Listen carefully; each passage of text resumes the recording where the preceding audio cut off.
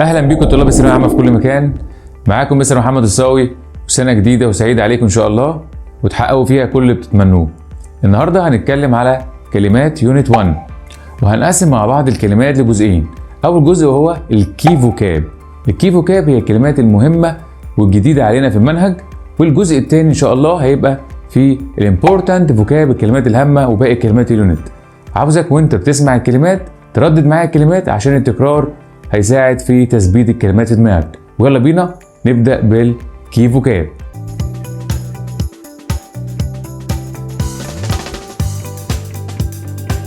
ومعانا أول كلمة وهي كلمة بايرت. بايرت اللي معناها سارق، أو كمان ليها معنى قرصان اللي هو قراصنة البحر يعني. عندنا الادجكتيف ان الصفة من كلمة بايرت هي كلمة بايرتد. بايرتد معناها مسروق. معانا كمان بايرسي. بايرسي اللي هي السرقة. معانا كمان فيرب تشيت. تشيت معناها يغش.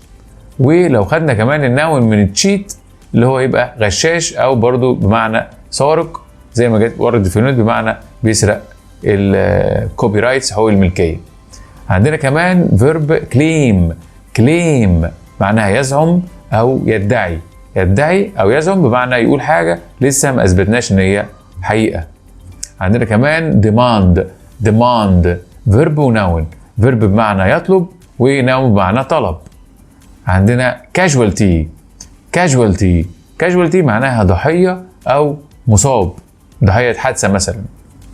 كمان معانا الفيرب occur. occur معناها يحدث، اللي بتساوي happen، وكمان معانا take place. معانا النون بقى من occur occurrence. occurrence اللي معناها حدوث. investigate. investigate ده فيرب معنى يتحرى او يحقق، زي ضابط كده لما يعمل investigations اللي هي ايه التحريات يعني. عندي كمان investigator. investigator اللي هو المحقق. investigator يعني محقق. معانا كمان investigation. investigation. investigation اللي هي التحقيق او التحريات. عندي كمان accurate. accurate معناها دقيق، جايه من الدقه، وعكسها كمان inaccurate. inaccurate اللي معناها غير دقيق. معانا verb mislead. mislead التصريف الثاني والثالث اسمه mislead. الفيرب ده معناه يضلل. يضلل. معانا كمان فيرب بلوك. بلوك لا مش بتاعت الفيس بوك، لا مش دي. بلوك هنا معناها يسد الطريق، زي ما وردت في اليونت بتاعنا لما السفينه ايفر جرين بلوكت ذا سويس كانال، سدت قناه السويس في الريدنج بتاعنا. كمان عندنا انسيدنت. انسيدنت معناها حدث، اي حدث مهم اسمه انسيدنت. سبين. سبين الفيرب سبين اللي التصريف الثاني والثالث بتاعه سبن، معناه ليه كذا معنى، يا اما يلف حول نفسه. يلف حول نفسه. ليه معنى تاني معناها يبدل او يغير الحقائق. معانا كمان سبين اللي هو المعنى الثاني يبدل الحقائق قلنا، ويلفق. يبدل الحقيقه يعني ايه؟ ما يقولش الحقيقه يعني. عندي كمان شوك. شوك معناها صدمه، ولو حطيت لها اي دي تبقى شوكت. شوكت معناها مصدوم. ده الادجكتيف من شوك، صدمه. معانا روين. الفيرب روين معناها يفسد او يدمر. عندي كمان بايس. بايس نون بمعنى تحيز. تحيز. عندي كمان فيرب announce. announce معناها يعلن بس رسميا، زي مثلا رئيس الوزراء بيعلن، وزير التربيه والتعليم بيعلن عن اي خبر. اعلان ده اسمه اعلان رسمي. عندي كمان announcement. announcement دي اعلان رسمي، ده النون من فيرب announce. كمان عندي balance. balance اللي معناها توازن. معانا كمان الصفة منها balanced. balanced اللي معناها متوازن. كمان عندي فيرب compensate. compensate اللي معناها يعوض خسارة مثلا. compensation اللي هو التعويض، تعويض خسائر أو التعويضات اللي بتحصل عليها نتيجة أي ضرر. omit verb omit معناه يحذف أو ليها معنى تاني يغفل، يعني بالعامية كده يطنش يعني omit. عندي كمان إنه منها omission اللي هي الحذف أو الإغفال. عندي كمان expression مهم جدا في يونت 1 معانا هو wait with bated breath اللي معناها ينتظر بفارغ الصبر. عندي معايا كمان citizen journalism اللي معناها صحافة المواطن. واحد يقول لي يعني ايه صحافة المواطن؟ اقول لك انت لما تستخدم السوشيال ميديا زي الفيسبوك بتاعك مثلا وتنشر عليه اخبار او تصور عليه احداث حصلت، انت تعتبر دلوقتي اشتغلت صحفي، فدي اسمها صحافة المواطن. معانا كمان تابلويد معناها صحيفة صغيرة او صحيفة شعبية. وعندي كمان برودشيت اللي هي صحيفة كبيرة وصحيفة رسمية، وهنعمل مقارنة بعد كده الفرق بين الاثنين في فيديوهات جاية ان شاء الله. معانا كمان بقى كلمة placement معناها وضع شيء في مكان محدد. placement يعني وضع شيء في مكان محدد.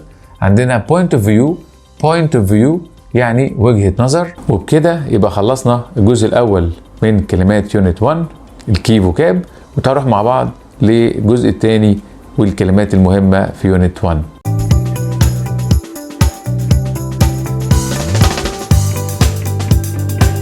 معانا بقى أول كلمة في الجزء الثاني من كلمات يونت 1 هي كلمة impact اللي بتساوي effect وكمان نفس معنى influence.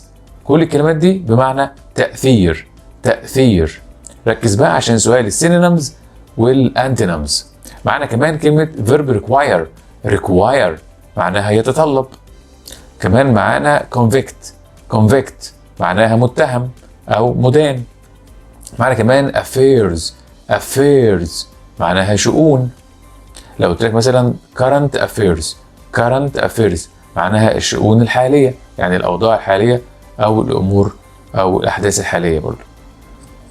معانا كمان كلمة passengers معناها مسافرين أو الركاب. معانا كمان route معناها خط سير. quality ليها معنيين، جودة منتج مثلا أو سمة من سمات الشخصية. لما أقول لك إيه الكواليتيز أو what qualities do you have، إيه السمات الشخصية بتمتلكها، هتقول I'm kind، I'm cruel، قاسي، طيب، وهكذا. دي اسمها qualities، صفات شخصية. كمان معانا كلمة quotes هنا معناها اقتباسات. ويعني اقتباسات هي الكلام اللي بيبقى بين قوسين اللي اتقال على لسان حد، quotes مقولة يعني. معانا كمان legal اللي معناها قانوني أو شرعي. وكمان معانا عكسها illegal اللي هي غير قانوني وغير شرعي.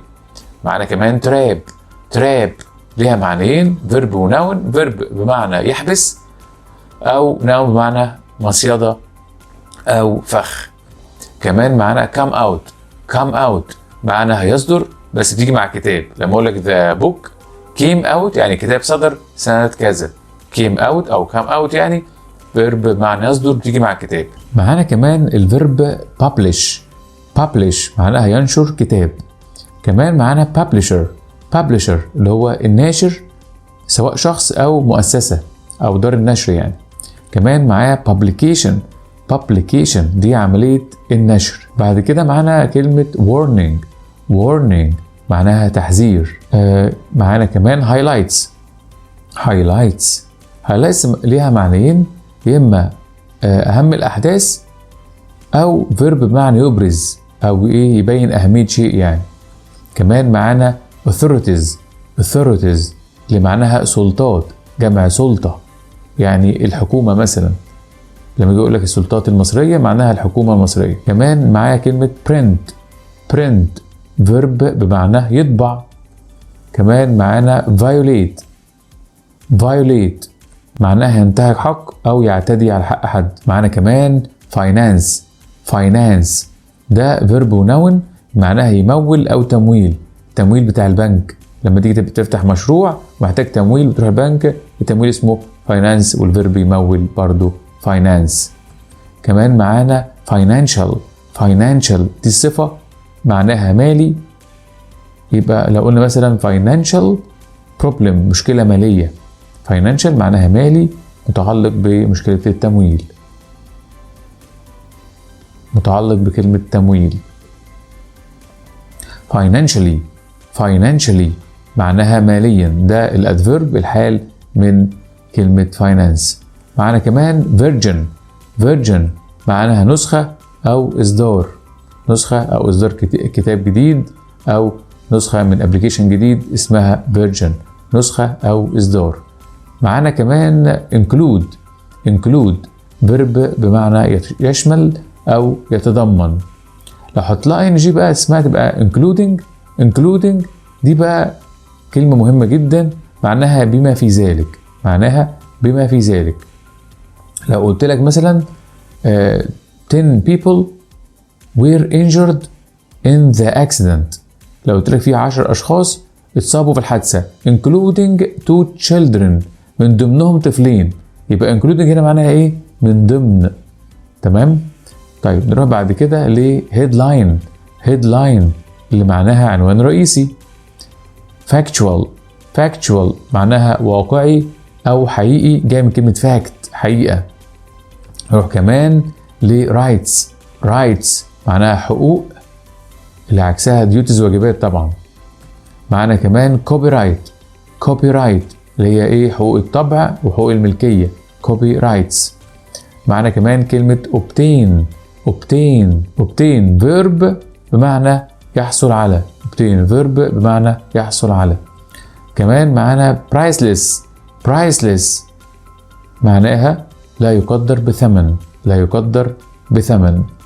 معنا كمان slide ده verb بمعنى ينزلق او يتزحلق يعني، ونوم بمعنى شريحة زي شرايح الباوربوينت اللي احنا بنعملها في البرزنتيشن. كمان معنا كلمة access اللي هي معناها حق الدخول، لما تعمل access على الانترنت بتاعك او تدخل على كمبيوتر ده تعمل كده access، بتدخل على الشبكة معينة يعني. عندي كمان article معناها مقالة في الجورنال مثلا. contents معناها محتويات زي محتويات الشنطة، محتويات الكتاب contents. معنا كمان volunteer معناها متطوع. كمان voluntary تطوعي، لو قلت voluntary work عمل تطوعي. author يعني مؤلف كتاب. former معناها سابق، يعني على سبيل المثال كده قلنا former president الرئيس السابق. كمان معانا update verb وناون، verb بمعنى يحدث يعمل تحديث يعني، وناون بمعنى تحديث. يبقى update verb وناون يحدث او يعمل تحديث. طيب تعال شوف بقى up to date دي صفة adjective معناها حديث. up to date صفة معناها حديث. طيب معانا crime معناها جريمة. كمان معانا criminal معناها مجرم. معانا كمان display verb بمعنى يعرض. هنا يعرض زي مثلا لما المتحف بيعرض التحف في المتحف اسمها display، او تعمل معرض بتعرض فيه منتجات برضو الverb display معناها يعرض. كمان معانا likely معناها محتمل. occasion معناها مناسبة. text box معناها كتب نصية. تعال نروح كمان replace verb بمعنى يستبدل. كمان معنا كلمة sum ليها معنى مبلغ من المال، وتمشي كمان مسألة حسابية يعني. state اللي بتساوي معناها يذكر. restate، خد بالك هنا restate معناها يعيد صياغة، يعيد صياغة، مهمة جدا الكلمة دي. prove معناها يثبت أو يبرهن. كمان معانا النوع منها بقى proof الإثبات أو البرهان أو الدليل يعني.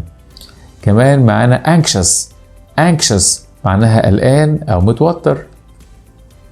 constant بتساوي continuous اللي معناها مستمر. الكلمة دي مهمة جدا. constant بتشوفها كمان في كتير في الترجمة، بتشوفها كمان في القطع بتاعة الفهم. معانا كمان court محكمة. كمان معانا الفيرب spoil بتساوي بقى فيرب خدناه في اول الكي فوكاب مع بعض في اول فيديو اللي هو ruin اللي معناها ايه؟ يفسد او يتلف. كمان معانا trust معناها يثق او ثقة، فيرب ونون يثق او ثقة. كمان معانا refer فيرب بمعنى يشير، دايما بيجي معاه حرف جر to، refer to يشير الى. كمان معانا impression معناها انطباع. كمان معانا objective معناها موضوعي. ايه موضوعي دي؟ معناها موضوع، كلمة موضوع معناها غير متحيز. لما تيجي تحكم على حاجة من بدون تحيز تبقى انت كده objective موضوعي يعني غير متحيز. spread معناها ينشر او ينتشر، يعني ينشر وعي، ينشر ثقافة، ينشر مرض او المرض ينتشر، كل ده مع ليه verb spread. غير طبعا publish خدناه من شوية، ينشر كتاب. عندنا كمان available معناها ايه؟ متاح، تيجي مع الموبايلات لو فاكرين او الكتب او متاحة. كمان public transport اللي هي وسائل النقل العام، الاتوبيسات والمترو، كل الحاجات النقل، وسائل المواصلات العامة يعني. persuade فيرب معناها يقنع. persuasive معناها مقنع. كمان معايا persuasion ده النون وهو الإقناع. وبكده يبقى خلصنا كلمات يونت 1، واشوفكم فيديو جديد ان شاء الله يونت 2، كلمات يونت 2. وما تنسوش دعموا القناة بالاشتراك واللايك والشير.